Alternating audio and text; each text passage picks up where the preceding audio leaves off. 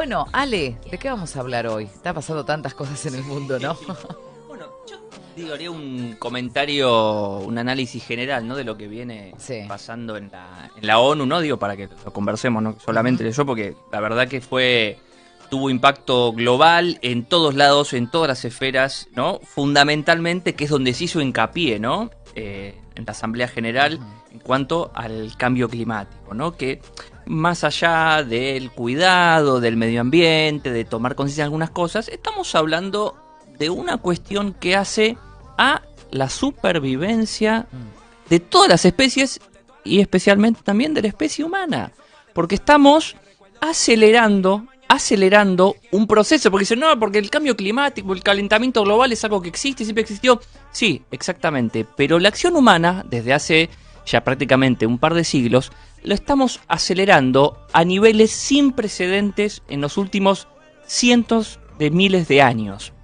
Entonces, estamos acelerando un proceso de extinción de distintas especies, de ecosistemas, de la posibilidad de producir alimentos también, porque no es solamente que contaminamos el aire, claro, sino que todo el proceso de la crisis climática, ya no hablemos de cambio climático, de la crisis climática, las tragedias climáticas que estamos generando con la acción humana, estamos poniendo en peligro la capacidad de tener agua para las próximas generaciones y para ahora, para nosotros también, de producción de alimentos, porque estamos destruyendo también los suelos, las cuestiones de los climas que también sirven para la producción de alimentos, y estamos acelerando un proceso de extinción, y no es algo exagerado esto, estamos acelerando un proceso de extinción que nos va a ver involucrados y en pocos siglos es probable que la Tierra ya no sea lo suficientemente apta para la vida de varias especies y nosotros corremos peligros y es nuestra responsabilidad. Sí, hay una extinción masiva de plantas, de animales, de insectos. Bueno, si vamos a hablar de uno en particular, son las abejas, sí, tan necesarias para todo lo que es el proceso, la polinización, el proceso de fecundación. En China están utilizando máquinas para fecundar plantas, porque se dan cuenta de esto. El rol de los agrotóxicos también. Ahora están algunos candidatos a la presidencia pronunciándose sobre, o la gente les requiere, bueno, pronúnciense, ¿cómo van a hacer para manejar la sustentabilidad de la producción de alimentos, justamente en un país que se caracteriza por eso, de cara a un futuro? Vamos a seguir con esta situación que no solamente depreda el medio ambiente, sino que también intoxica a las personas. Ahora, ¿vieron cuando se está hablando de que puede haber un punto de no retorno, que es simplemente lo que los alerta a los científicos de claro, todo? Ahora, ¿qué tan lejos está el mundo de ese punto de no retorno? Porque uno siempre lo ve lejano como que el mundo, los mares, y la ONU ya dijo que el tema de los mares es prioritario. El tema de la contaminación en los mares y el calentamiento para evitar que se derritan los hielos, porque si no el mar puede llegar a subir 1 centímetro en los próximos años y como vos contabas bien al principio, las poblaciones costeras son las que más lo van a sufrir y son generalmente las más pobres. Están los desplazados por guerras, los desplazados por hambrunas y ahora van a estar los desplazados climáticos que ya se están viviendo. Nosotros no lo vemos todavía. Esto está pasando quizás en Oriente, en zonas de islas, en zonas de archipiélagos, donde mucha gente se tiene que retirar hacia los centros o directamente dejar esos lugares. Y son generalmente las personas que menos recursos tienen para establecer una casa. Hablemos de cualquiera de nosotros. Mañana sube el agua. ¿A dónde vamos? O sea, perdés lo poco que tenés. No estamos hablando de personas que tienen la capacidad monetaria de decir, se inundó acá, bueno, me mudo a vivir a otro lado. Sí, no perdés la absolutamente sí, todo. Fabio, estamos en el punto de no retorno, porque ya con lo que se hizo hasta ahora, me refiero al daño, con lo que se hizo hasta ahora ya estamos viviendo y vamos a vivir durante este siglo muchísimos problemas. O sea, ya se prevé que a mitad de siglo ya no vamos a tener más hielo en el Ártico, por ejemplo. Y eso ya va a hacer subir el nivel del mar y van a directamente desaparecer algunas ciudades costeras en distintas partes del mundo. O sea, estás hablando de 20 o 30 años de aquí en adelante. Exactamente. El Ártico, chau. Algo diferente sucede con la Antártida, pero a largo plazo, porque las aguas se siguen calentando, siguen generando ese efecto. Para un ejemplo chiquito, los hielos de los polos reflejan y devuelven la luz y la energía solar y evitan, en parte, es uno de los que evitan, en parte, que ese calor se quede. Al no haber más hielos, se va a absorber más calor todavía. Porque o sea, más calentamiento todavía. Más calentamiento. No solo la parte de la inundación en sí, que te va a inundar un montón de zonas costeras. Exactamente. Sino el calentamiento adicional. Más calentamiento de las aguas y abajo de los hielos también hay más dióxido de carbono que va a generar mayor proceso de calentamiento. Es un proceso que se retroalimenta.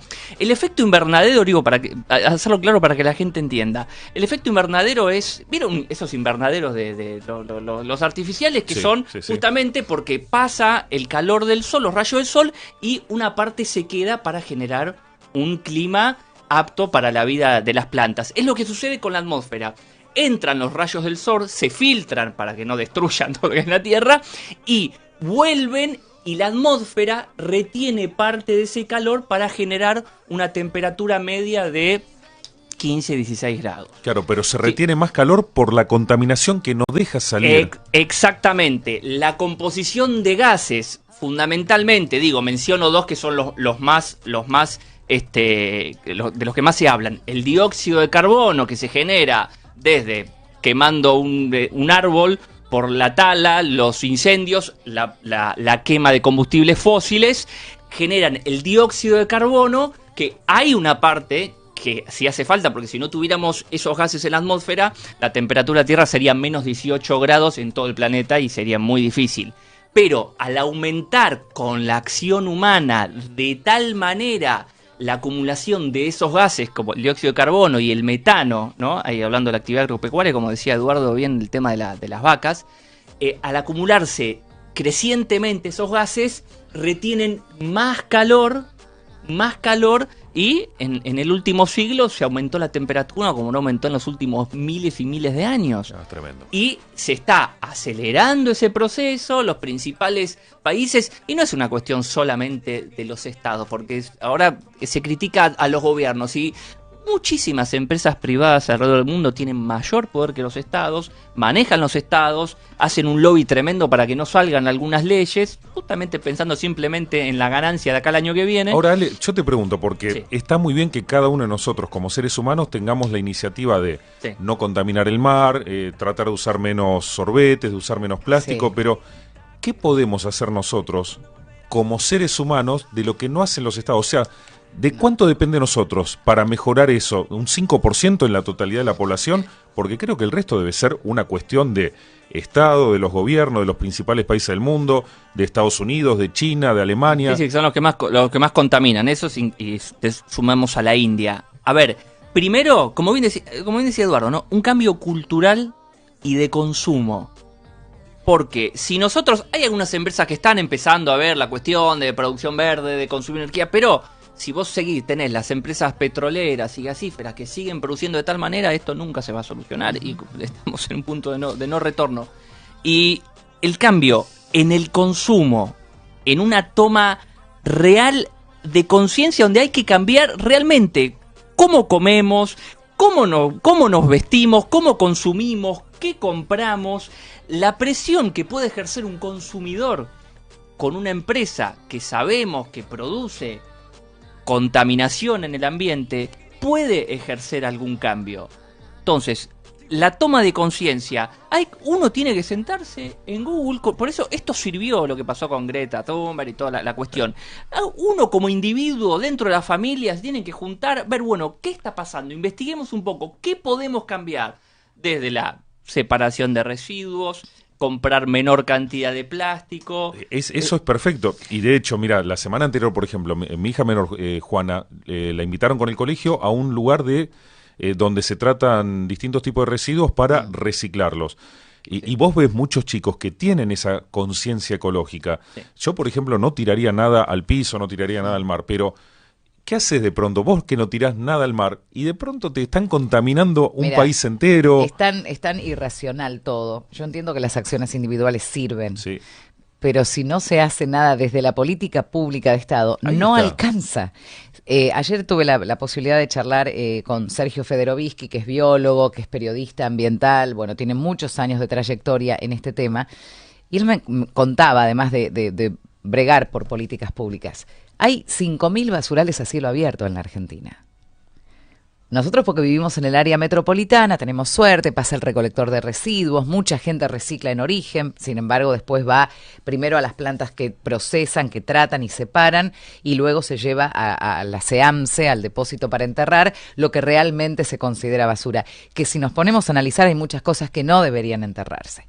Pero más allá de eso, si vos tenés un lugar donde más tenés la producción indiscriminada, donde no se controla y cualquiera puede producir lo que quiere y contamina. Si tenés 5.000 basurales a cielo abierto, donde van, depositan todo ahí, a veces te lo pasan a buscar con camiones por tu casa, pero termina en un descampado a cielo abierto que se incinera, contaminando el aire, contaminando también el suelo y las napas de agua.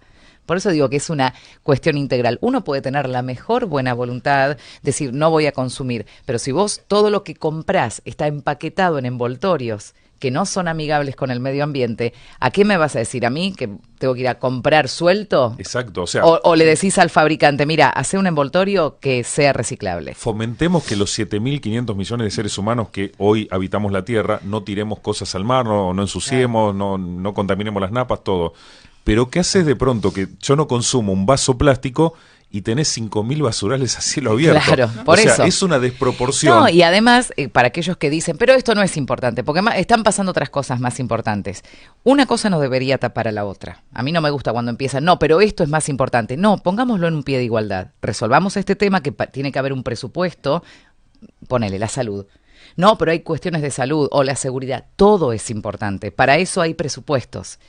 Hay que velar para que se ejecuten los presupuestos como corresponde, pero vos no tenés que quitarle a un santo para vestir a otro. Pensemos también en que nos está afectando ya desde la propia fauna. En el mar hay animales que nosotros después consumimos, como los pececitos, que están comiendo plástico. Sí. Eso es parte de su alimento. Se intoxican en muchos casos, bueno, pero si algo de todo eso después se incorpora a nuestro cuerpo, nosotros también ya se supone que estamos consumiendo material plástico ultra chiquitito, o sea, imperceptible, a través de la carne que comemos. Totalmente.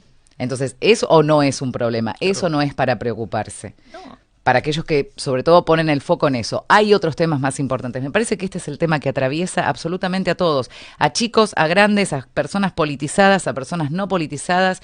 Es algo que antes era patrimonio de la queja de los llamados ambientalistas y hoy nos tiene que involucrar a todos. Exactamente. No, y aparte dicen, bueno, no, pero sí es más importante, no, que los precios de esto, que lo otro, que los servicios. A ver, a medida que se vaya agravando la escasez de agua, ¿no? Y en contraposición tenés el crecimiento poblacional, el agua va a ser más cara.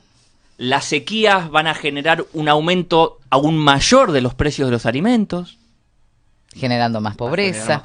Claro. Más hambre, más escasez de todo lo que necesitamos los seres humanos para vivir. Uh-huh. Entonces, que no es importante, no, es lo más importante y es urgente, no es que si, bueno, vamos viendo, no, es urgente porque vamos a condenar, claro. Nos vamos a condenar ya a nosotros mismos y vamos a condenar a nuestros hijos, claro. A nuestros nietos y, a ver, ya hay que...